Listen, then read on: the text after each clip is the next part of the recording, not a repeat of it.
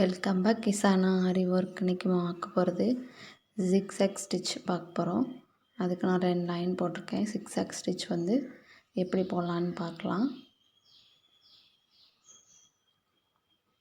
வழக்கம் போல்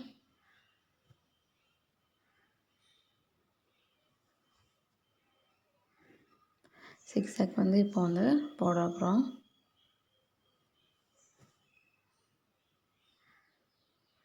எப்படின்னா இப்போ வந்து எப்போதும் மாதிரி தான் செயின் ஸ்டிச் எப்போதும் நேராக கொண்டு போகக்கூடாது. இந்த ஸ்டிச்சை வந்து கிராஸாக கொண்டு போகணும். கிராஸாக கொண்டு போய் ஒரு லாக் செயின், குட்டி செயின், ஒரு பெரிய செயின், ஒரு லாக் செயின், அந்த மாதிரி கிராஸாக கொண்டு போய் ஜிக்ஸாக் மாதிரி நம்ம போடணும். இந்த ஸ்டிச் வந்து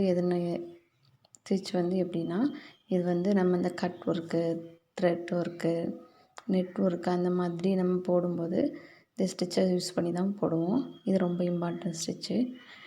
நீங்கள் வந்து ப்ராக்டிஸ் பண்ண தான் உங்களுக்கு வந்து ஆரி ஒர்க் வந்து நல்லா ஈஸியாக வரும். இந்த ஜிக்ஸாக் வந்து நம்ம வந்து கட் ஒர்க்கு அந்த மாதிரி யூஸ் பண்ணுவோம். எப்போதும் நார்மலாக டிசைன் கொடுக்க வந்து நம்ம வந்து நார்மல் செயின் ஸ்டிச் கொடுக்கறதோட இந்த மாதிரி ஜிக்ஸாக் கொடுக்கும்போது இன்னும் பார்க்குறதுக்கு உங்கள் டிசைன் வந்து இன்னும் பார்க்குறதுக்கு ரொம்ப அழகாக இருக்கும். அப்புறம் வந்து இப்போ வந்து நாட் போடுறேன். நான் நாட்டு எப்படி போடுறேன்னு பாருங்கள். ஓகேவா, நாட்டு போட்டாச்சு. இனி வந்து நம்ம அடுத்து பார்க்க போகிறது வந்து செயின் வித் ஜிக்ஸாக் பார்க்க போகிறோம். இதுவும் நம்ம அந்த சொன்னால கட் ஒர்க், நெட் ஒர்க் போடும்போது இந்த ஸ்டிச்சஸ் யூஸ் பண்ணுவோம். இதை வந்து நீங்கள் எப்போதும் ப்ராக்டிஸ் பண்ணிக்கிட்டே இருக்கணும். ப்ராக்டிஸ் பண்ண தான் ஆரி ஒர்க் வந்துகிட்டே இருக்கும். இப்போ வந்து செயின் ஸ்டிச் போட்டுட்ருக்கேன்.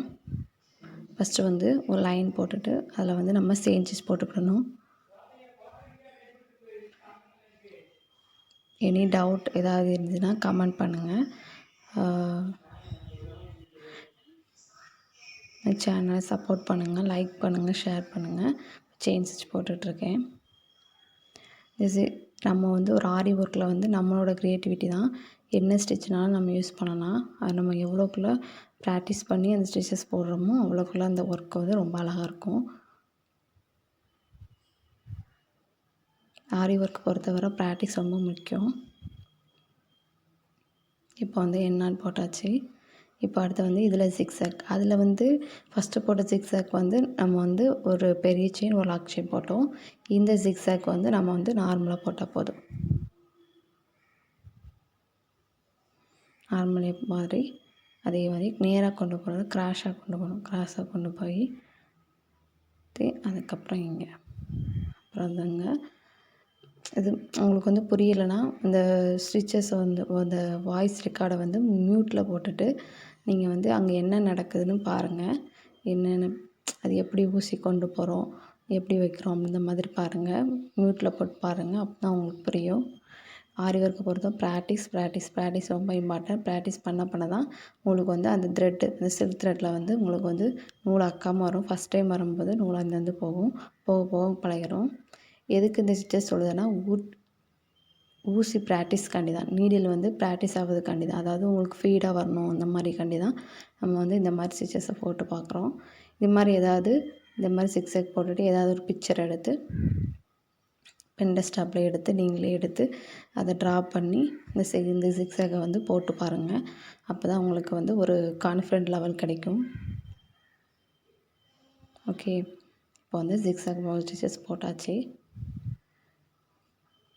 நாட் போட்டேன். இந்த ஸ்டிச்சஸ் வந்து போட்டு பாருங்கள். ப்ராக்டிஸ் பண்ணி பாருங்கள்.